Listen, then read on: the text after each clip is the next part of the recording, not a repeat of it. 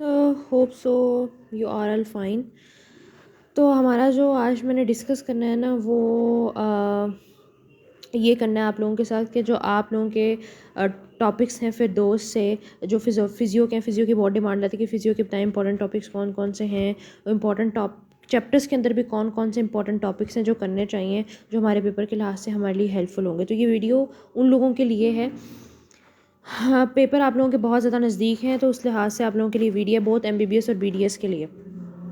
सबसे पहले तो ये है कि आप लोगों का जो सेल का चैप्टर है ये आपको सारा यहीं से फिर दोस्त से कर लें। अगर आप कवर अप तो आपके लिए बहुत ज़्यादा इनफ होगा। इसके अलावा आपके पास आपने जो डिटेल में ऑर्गेनेलिस देखनी है, एक लाइसोसोम, एक गोल्गी एपरेटस और एक आपको माइटोकॉन्ड्रिया देखने की है विद डायग्राम्स के साथ बहुत डिटेल में। और इसके अलावा आपको इनकी डिटेल के अलावा लाइसोसोम्स में, पेरोक्सिसोम्स में डिफरेंस बहुत डिटेल से देखना है क्योंकि ये आपके पास पेपर में बार बार रिपीट हुआ है क्वेश्चन। इसके अलावा जो है वो आपको जो है ये देखना है कि इन तीनों की डायग्राम्स भी देखनी है, माइटोकॉन्ड्रिया की, लाइसोसोम्स की और गोल्गी एपरेटिस की डायग्राम देखने के बाद आपको जो है सेल मेम्ब्रेन की भी डायग्राम देखनी है जो कि आपको पेपर में आ सकती है।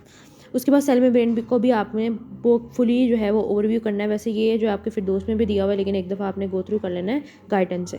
उसके बाद जो है membrane physiology, nerve and muscles. इसमें ये होता है कि मेम्ब्रेन की फिजियोलॉजी, नर्व और मसल्स में आपने ये सारा चैप्टर जो है फिर दोस्त से करना है। सिर्फ इसमें जो मोस्ट इंपॉर्टेंट नर्व फाइबर्स हैं, स्केलेटन मसल्स हैं, न्यूरोमस्कुलर जंक्शन बहुत इंपॉर्टेंट है जो बार बार क्वेश्चन आता है आपका, ठीक है। और स्मूथ मसल्स में भी क्वेश्चन आ जाते हैं। उसके बाद एक्शन पोटेंशियल की आपकी एक डायग्राम है, वो आपको आती है। अगर आपने मेरा व्हाट्सएप चैनल जो है, व्हाट्सएप चैनल और आपने जो है वो टेलीग्राम चैनल आपने सब्सक्राइब नहीं किया हुआ या उसको आपने फॉलो नहीं किया हुआ, उसमें आप ऐड नहीं है तो आप ऐड हो सकते हैं, मैं लिंक डिस्क्रिप्शन में दे दूँगी, ठीक है। उसके बाद आपके पास आता है हार्ट।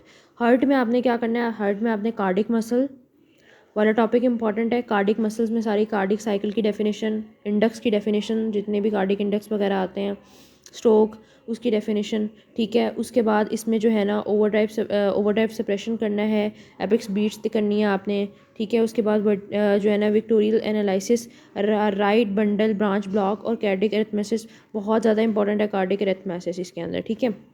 और इस चैप्टर के अंदर ईसीजी भी इंपॉर्टेंट है। इस चैप्टर के अंदर ज़्यादातर डेफिनेशंस पूछी जाती हैं, कार्डिक साइकिल जो बार बार रिपीट हुई हैं आपके पास पेपर में, वो डेफिनेशंस मस्ट पूछी जाती हैं इसके अंदर, ठीक है। और इसके अलावा ईसीजी भी बहुत पूछा जाता है। और कार्डिक रेस्पॉन्स का मतलब ये है कि कार्डिक ब्लॉक वगैरह, मायोकार्ड इन्फेक्शन वगैरह ये भी पूछा जाता है। सर्कुलेशन में हमारे पास क्या होता है, सर्कुलेशन के अंदर हमारे पास इसमें आपने जो इंपॉर्टेंट टॉपिक्स करने हैं इसमें हमारे पास जो है वो एक तो वेस्कुलर डिस्टेंसिबिलिटी है, रप्चर आरबीसीज हैं, माइक्रो सर्कुलेशन और लिम्फेटिक सिस्टम है, control of local blood flow है, इसके अलावा कार्बन डाइऑक्साइड है और इसके अलावा जो है ना आपके पास आर्टियल प्रेशर और उसकी रेगुलेशन है। ये इंपॉर्टेंट आपने अच्छी तरीके से याद करना है। उसके बाद आपको हाइपरटेंशन, हाइपोटेंशन इसमें डिफरेंस पता होना चाहिए, कार्डिक आउटपुट अच्छे तरीके से पता होना चाहिए, इसके कर्व अच्छे तरीके से पता होने चाहिए, वीनस रिटर्न इंक्रीज ये भी ये पता होना चाहिए, कार्डिक फेलर, इस्कीमिक हार्ट, ये हार्ट साउंड्स वगैरह, ठीक है, सर्कुलेटरी शॉक वगैरह, ठीक है। Over here is called thrill ये पता होना चाहिए, हार्ट साउंड्स, ठीक है। ब्लड फ्लो थ्रू ब्रेन, विजरा और स्किन के थ्रू ये भी आपको पता होना चाहिए। परमानेंट ब्रेन डैमेज क्यों होता है ये भी, सर्कुलेटरी शॉक इंपॉर्टेंट है ये भी पता होना चाहिए।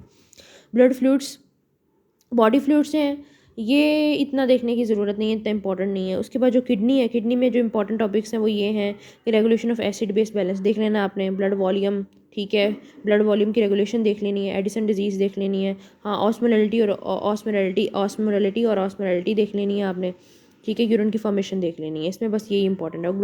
ग्लोमेरुलर फिल्ट्रेशन रेट वो आपने अच्छी तरीके से पढ़ लेना है। ब्लड में आपने आरबीसीज, वाइट ब्लड सेल्स की सारा पढ़ना है, उसके अंदर जितनी जितनी उसकी डिजीज़ आती हैं वो सारी पढ़नी है।